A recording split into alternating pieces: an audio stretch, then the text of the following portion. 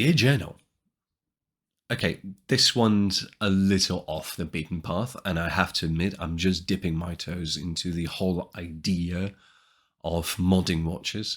But even scratching the surface reveals so much to unpack and to sort of soak in. I honestly think that this idea, this approach of recreating a watch into something completely different is just as fascinating as a game getting a massive community mod update on Steam. I think that the reason watch modding can be so interesting and grants some amazing feeling of freedom is that you're not exactly limited to the necessities of a business. You're not trying to hit a commercial target or appease a focus group. Your freedom of creativity is only limited by you and your approach to your gimmick, even if it won't sell as well as some blockbuster. And I think that alone is a reason enough to explore this world. Two biggest watches that people absolutely love to fiddle with are Seikos and Casios, which I guess makes perfect sense. Seiko is an interesting beast. On the first glance, it would seem that the community leans heavily into creating what essentially are homages. It would make quite a bit of sense to me, since creating an affordable version of a Nautilus or a Daytona or a Speedmaster that would set you back only $3 or $2 or $400 is a good business decision, considering that you're practically getting an exact replica of the desired watch. And I don't want to judge people for their desire to acquire practically similar or the same result for less money, but wearing a Seiko Daytona feels just as weird as buying an Egyptian knockoff of a Louis Vuitton backpack.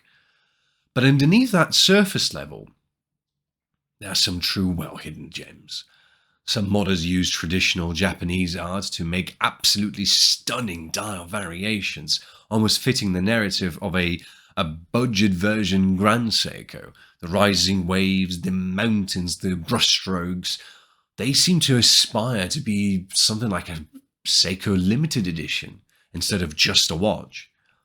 Some websites actually allow you to make your own Frankenstein, a slap different bracelets, cases, dials, and hands to make your own designer's watch, your own creation, and can either feel a bit weird or actually turn out to be very cool. It feels like a character creation screen in an RPG game, and that is really cool. Casio takes it to a whole new level though. It's enough to just type in Casio mods in Google, and you'll dive into a world of wild experimentation. And like Seiko modders, it sometimes feels like they're tearing apart the whole watch and building it from scratch. That doesn't have to be the case, though. For example, Nocturnal Time doesn't specifically change the way the watch looks and doesn't change the original design. Instead, he uses the subdials from the AE and WS Casio models and cleverly interprets it into the watch and inserts his own gimmick and theme into it. CasiMods instead come in guns blazing and completely rebuild the swatch, so it seems. They create custom dials, custom paint jobs, straps, everything, just to fit the gimmick that they are set on. And God forbids me if it doesn't work to its fullest potential. They turn these Casios into a completely new piece of timeware. And yes, they are trying to capture this idea of a gimmick.